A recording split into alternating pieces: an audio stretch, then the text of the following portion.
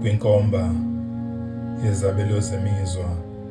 ukwenama selokhu kwazalwa kubuthakathaka, saziso esiphuthumayo, isibeletho awudluli naso,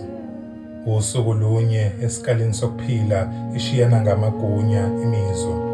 isililo oyengweni, inkikizo egudunkomo osukwini lunye, imfihlakalo yesikhathi, umvulo obuyintandokazi ngokuminza kwelanga ngokuhlwa wavuka usumdaka lapho uvula ithuba lokuba umgqibelo uzibonakalise ekugqitshweni komzimba, ekudilikeni kwedokodo kuthungwa inxeba kwabasele. Ilanga linye